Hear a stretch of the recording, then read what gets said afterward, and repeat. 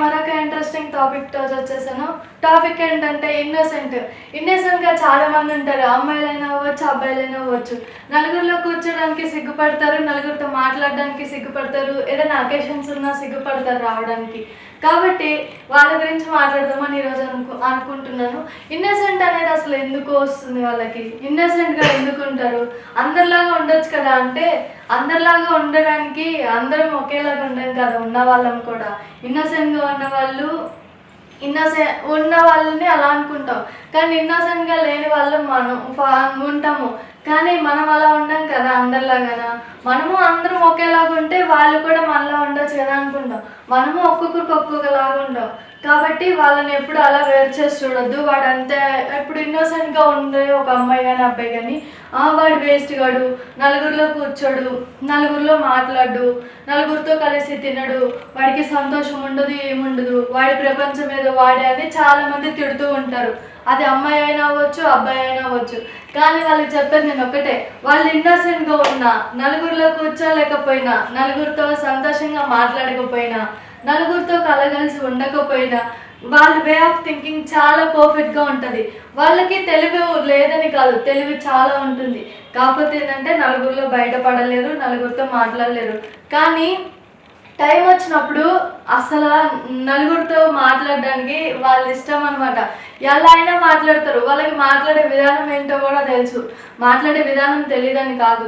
కాబట్టి ఇన్నోసెంట్గా ఉండే వాళ్ళని వాళ్ళ పేరెంట్స్ తిడుతూ ఉంటారు, అలా కాదు ఇలా ఉండు అని. పేరెంట్స్ ఈవెన్ వదిలేసినా సరే ఇంటి పక్కన వాళ్ళు టార్గెట్ చేస్తారు.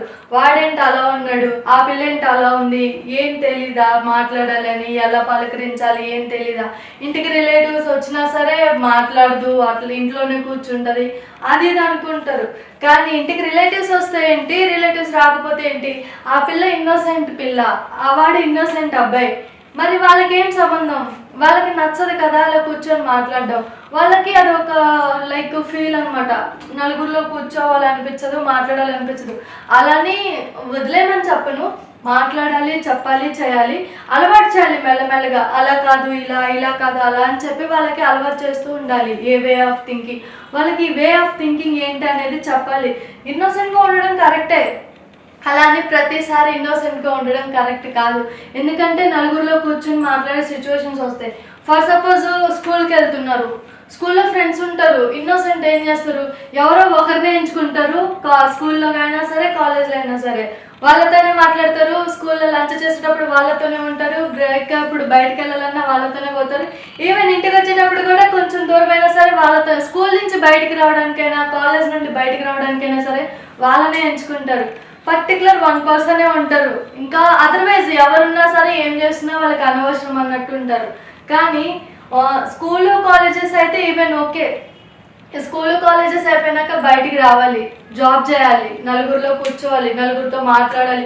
జాబ్ చేయాలంటే ఎన్నో ఉంటాయి, ఇట్లాగే ఎంతమందినో కలవాలి, ఎందరితోనో మాట్లాడాలి, ఎన్నో వర్క్స్ చేయాలి.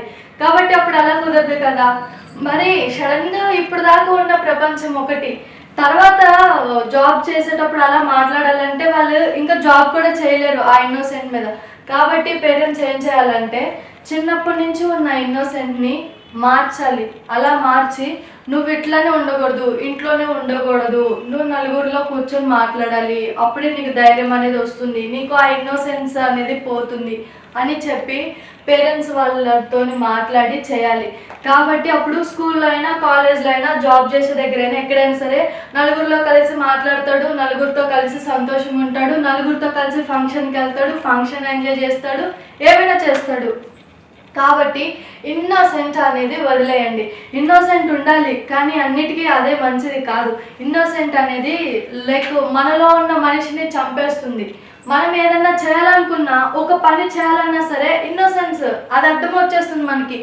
అమ్మో వాళ్ళు ఏమనుకుంటారో, వీళ్ళు ఏమనుకుంటారో, వాళ్ళ ముందు నేను చేసేది ఏంటి, వీళ్ళు ఒక్కడనే ఉండాలి, ఒక్కడనే చేయాలి అని అనుకుంటారు. కాబట్టి అది అస్సలు మంచిది కాదు, వదిలేసేయండి. నలుగురిలో కూర్చొని నలుగురితో మాట్లాడడమే చాలా మంచిది. ఎందుకంటే లైక్ మనకు తెలియని విషయాలని తెలుసుకోవచ్చు. మనకి అన్నీ తెలుసు. ఇన్నోసెంట్ వాళ్ళు కొంతమంది మనకి అన్నీ తెలుసులే, ఏముంది నలుగురితో మాట్లాడితే వేస్ట్ అది అంటారు. కానీ వేస్ట్గా మాట్లాడుకునే దానిలో ఏదో ఒకటి కంపల్సరీగా మనం క్యాచ్ చేయగలిగే మంచి విషయం ఒక్కటైనా ఉంటుంది.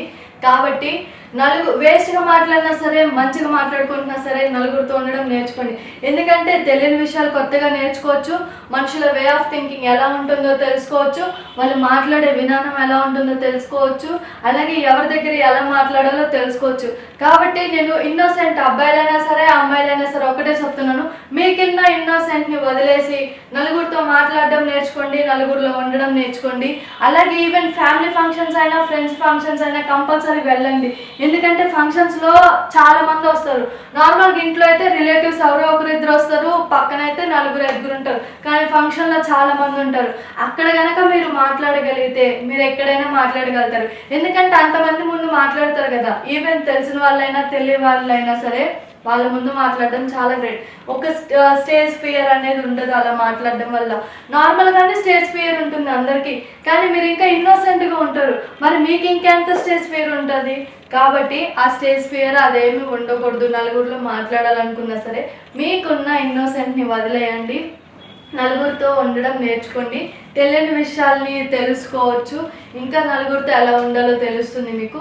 కాబట్టి ఇన్నోసెంట్ వదిలేసి అందరితో కలిసి సంతోషంగా ఉండాలని మనస్ఫూర్తిగా కోరుకుంటున్నాను. నేను మాట్లాడింది ఎలా ఉందో మేబీ నాకు తెలిసి ఈ వీడియో ఇన్నోసెంట్ వాళ్ళకి నచ్చుతుంది, వాళ్ళు ఎలా ఉండాలని చెప్పాను. కాబట్టి మిగతా వాళ్ళు కూడా లైక్ వాళ్ళతో మనం అంటే ఇన్నోసెంట్ వాళ్ళకే కాదు మిగతా వాళ్ళు కూడా సరే అందరూ ఇప్పుడు ఎలా అయితే ఉన్నారో అందుకన్నా ఇంకా కొంచెం బెటర్ ఇంప్రూవ్మెంట్ చేసుకొని ఇంకా నలుగురితో మాట్లాడాలి. నలుగురితో మాట్లాడుతుంటే ఆ నలుగురే కాదు ఇంకా నలుగురితో ఎక్స్ట్రా మాట్లాడాలని కోరుకుంటున్నాను. తెలియని విషయాలని తెలుసుకోవాలని కోరుకుంటున్నాను. ఇన్నోసెంట్ వాళ్ళకైతే పర్టికులర్గా చెప్తున్నా, మీరు అస్సలు ఇన్నోసెంట్గా ఉండొద్దు, ఇన్నోసెంట్ని వదిలేయండి, నలుగురితో కలిసి కూర్చొని మాట్లాడండి. ఇది ఒక్కటే చెప్తాను. చూసారు కదా నేను మాట్లాడింది ఎలా ఉందో. మీ ఇన్నోసెంట్ గర్ల్స్ ఆర్ బాయ్స్ ఎవరైనా సరే ఎలా ఉందనేది నాకు కామెంట్ చేయండి. నేను మీ కామెంట్స్ కోసం వెయిట్ చేస్తూ ఉంటాను. అలాగే నేను మాట్లాడింది ఎలా ఉందో కూడా నాకు కామెంట్ చేయండి. సో చూసారు కదా మా టీఎఫ్సీసీ లైవ్ ఛానల్ని లైక్ చేయండి, షేర్ చేయండి, మరిన్ని వీడియోస్ కోసం సబ్స్క్రైబ్ చేసుకోండి. అలాగే రోజు నేను మీ ముందుకి మరొక ఇంట్రెస్టింగ్ టాపిక్ తోటి వచ్చేస్తాను. అలాగే ఈ టాపిక్ మీద మాట్లాడు అంటే కొంతమందికి ఏదో ఒక టాపిక్ మీద మాట్లాడాలని ఉంటుంది. కాబట్టి మీకేమైనా టాపిక్ కావాలంటే అది నాకు కామెంట్ బాక్స్లో తెలపండి. ఖచ్చితంగా నేను ఆ టాపిక్ మీద వీడియో చేసి మీ ముందుకి తీసుకొస్తాను. సో మరిన్ని వీడియోస్ కోసం మా టీఎఫ్సీసీ లైవ్ ఛానల్ని లైక్ చేయండి, షేర్ చేయండి, సబ్స్క్రైబ్ చేసుకోండి. Thank you all. హాయ్ అండి, నేను మీ కార్తికేయ. టీఎఫ్సీసీ లైవ్ ఛానల్ని లైక్ చేయండి, షేర్ చేయండి, సబ్స్క్రైబ్ చేసుకోండి. This is Nikhil. టీఎఫ్సీసీ ఛానల్ని ఎంకరేజ్ చేయండి, లైక్ చేయండి, subscribe. Hello, this is heroine Alekhya Angel. TFCC live ఛానల్ని లైక్ చేయండి, షేర్ చేయండి, సబ్స్క్రైబ్ చేయండి. టీఎఫ్సీసీ ఛానల్ని లైక్ చేయండి, షేర్ చేయండి, సబ్స్క్రైబ్ చేయండి. నేను మీ హీరోయిన్ మౌర్యాని. Thank you. అందరికీ నమస్కారం, నేను మీ Geetha Madhuri. TFCC live like చేయండి, షేర్ చేయండి, సబ్స్క్రైబ్ చేయండి. హాయ్ అందరికీ నమస్కారం, నేను మీ Madhupriya. Please like share subscribe to TFCC live. Please subscribe TFCC channel like చేయండి, షేర్ చేయండి. టీఎఫ్సీసీ ఛానల్ని లైక్ చేయండి, షేర్ చేయండి, సబ్స్క్రైబ్ చేయండి. Hi, please subscribe TFCC. Hello, this is your all supplicants. Please do subscribe TFCC live channel. Thank you so much. Please do subscribe to TFCC live channel and like, share and subscribe చేయండి. Hi, నేను మీ Vijay Shankar. TFCC channel do subscribe, like చేయండి, share చేయండి. Thank you. నమస్తే, నేను మీ Karthika. TFCC ఛానల్ని share చేయండి, లైక్ చేయండి, సబ్స్క్రైబ్ చేయండి. అందరికీ నమస్కారం. I'm your favourite actress Ankita Maharana. Like చేయండి, షేర్ చేయండి, సబ్స్క్రైబ్ చేయండి. TFCC live. Love you all.